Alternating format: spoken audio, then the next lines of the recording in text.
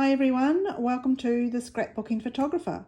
Today's video is part of the hop for Mad About Minis, which is a monthly hop. And if you saw my video for last month's hop, you will know that I am building a 6x8 album to commemorate our 40th wedding anniversary, which is coming up in March 2025.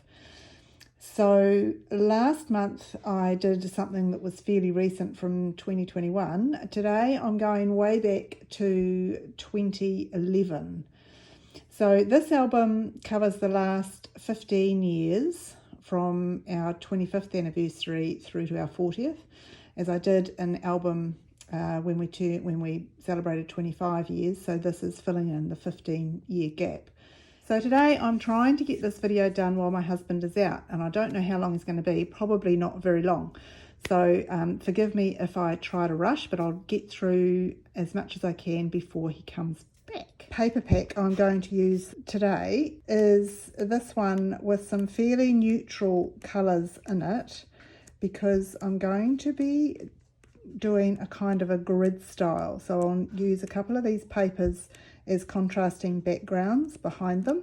But let me show you the photos. Because I'm working with a smaller page size than usual, what I have done this month is put a couple of photos together onto a 6x4 and had them printed as 6x4s so I could chop them up and get smaller photos so I could mix a lot in. Now I have tried these out and worked out where they're going to go, and it's going to be a 4-column grid. So what I thought I would show you is how I put that together.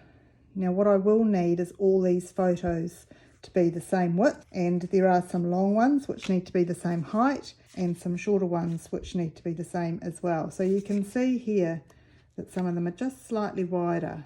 So each of these pages is 6 inches across and 8 inches down there. So what we need to do to get our grid going is work out the smallest of these. Okay, so that's the smallest. These are all the same. And that one's slightly bigger. So those are the two I need to trim. So the best way actually is to use the smallest one as a guide and just trim a bit off the top there. Okay, so those are all now the same. And I need to get these two the same also. Okay, so we now have 1, 2, 3, 4, 5, 6 that are that size.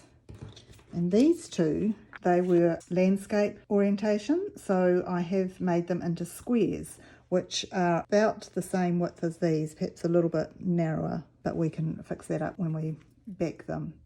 So we've got 6 of those and 2 of these. So what I do like is things that are looking in. So here you can see hubby looking in that way, so he's going on the right. This one also is looking the same way, so it's also on the right. Okay, this one has also got me facing on the right, so it's going in there. And there's another one of me here on the right, which will go there. Now this one, that one, and then I'm looking the right way there. Okay, so that's kind of the layout we're going to go for. Now, I think some of these photos are going to need trimming again, and there is some room to trim a little bit off here and a little bit off here and a little bit off here and whatever if we need to. But we'll start with that. What I'm going to do is divide the pages into 4 columns, and I'm going to alternate the colours under the photos. So let's start, for example, with this column and this column, because they are similar. And these are the easiest ones to do because we know they're 8 inches long and half the page is 3 inches wide. So we need 2 strips of 3x4. Colour-wise, the photos are fairly neutral, so I don't really want to put anything too vibrant behind. The only piece of vibrancy here is my red hat, so we're going to stick with that kind of darkish palette. So this is quite a nice colour, and we need a contrasting one, and perhaps this is the way to go with that one. So to start with, what did I say? 3x4. So I need a piece of 3x4 out of both of these. Now these are 6.5 inch square pieces. So if we trim it to 3 inches and then to 4, we get this piece that can fit in the corner here. So you can see that to make it an even sort of mount all the way around, we are going to need to trim a little bit off this photo. So we need the photo really to be 3.5 inches high, and that looks much better. So we know that this one is also going to have to be 3.5 inches high. I don't want to take too much, don't want to take all of it off the bottom because it would make him look a bit short. So I'm going to take a little bit off here, just down to that branch, and then the rest off down the bottom to have 3.5 inches remaining. Okay, so now we can do the opposite piece of paper with that. So we'll cut this piece into 3 inches wide and 4 inches across. Okay, now we're going to do exactly the same on here with these ones. Might do them the opposite way. Okay, so I need to trim these photos down to 3.5 also, so that they fit in nicely there. And we can swap these backgrounds around if I haven't got them in the right place, but we do know these need to be 3.5 inches. Okay, so I'm going to do this one, which also needs to be reduced to 3.5 on the same colour as this one, so that we're going to end up with a this darker colour going 1, 2, 3. So I've got another piece here, so I will cut 3x4. Oh, and I need to trim this photo down to 3.5 inches. Okay, that will go on there. Now, if this piece of white daisy has been cut to the correct size, these should line up. We've got a little bit of a gap, so we'll make them touch and then we'll tidy up. Now this one I want to be in the brown. Just as well, these pads come with 2 pieces of each colour, but there isn't a lot of room for mistakes. So I'll cut this again into 3 inches. And then now that we've got the width of 3 inches, we want the square photo to be equal all the way around. Okay, so we can pop that in here, and then this one comes up here. Okay, and you can see that I'm going to have to trim the white page. That obviously isn't quite the right width. And then I'll do the same over here. I think we might make this one the brown up here. So again, I'll trim this 3 inches wide and 4 inches long, and we'll offset it. Pop this on the bottom here and trim it an even distance from the top. Okay, so that's the basic grid, and you'll see how it all fits together a little bit neater when it's stuck down. But before we do that, what I'm going to do is just go around the outside of these mosaic pieces with my blending brush and a pewter type colour. I've only got so many blending brushes, so I'll use my black one because it's the same sort of colour range.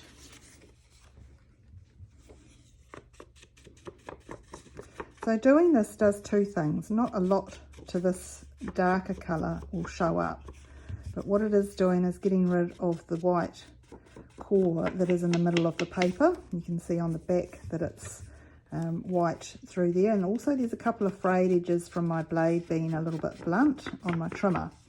So this also helps to disguise that fact as well. I won't make you watch all of this on camera. I will go and do that and come back when they're all ready to stick down. Before I go, I'll just show you what this will look like on here.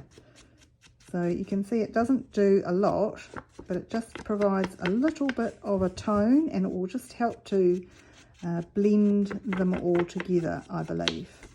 So before I put anything down here, I'm just going to come through with this pewter and just lightly tint that piece that's going to be left blank, so that we get the right background for anything that we add to it. So now I've done that, I can then stick these other pieces on by jutting up to the edges that are already there. And that in there, and the same with this one on the side.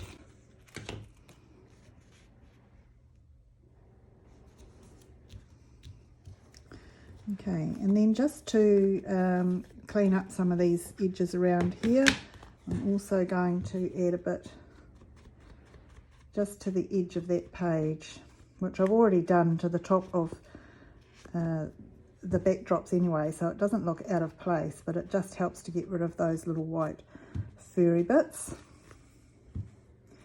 And anything that's showing through will be the right colour. Okay, so that's that side. And so now I will do this piece. Now the same thing, but with this one, of course, the blank piece will be up the top here on the left, the same as the other one. So I'm just going to come in and gradually blend our pewter. Okay. And then I'll stick these on. Okay, right to the edge there. Same thing. And this side is fitting better. So that's good. Okay, so the next thing I'll do is just go around the edges here and get rid of these little fluffy bits.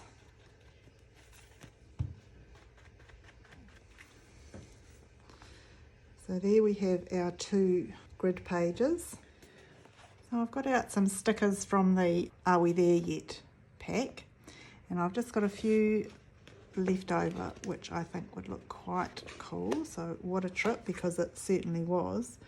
Now this one I'm just going to put over the top of there, so it's in the middle. Typically I think of things after I've done them, so I've lifted that up and I'm just going to slot some of this zip strip in the back there. This was taken in New York, so I want the New York on there, so I'll just put a little bit of sticky on there and slip it under here. Got some of these little shapes that came with it as well, so I'm just going to stick a couple of them. These are the same sort of colour, being that green.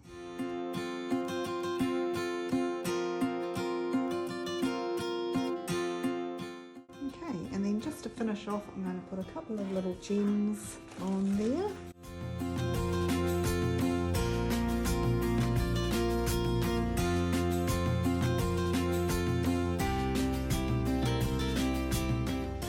And there's my 2 mini pages made with a mini paper pack.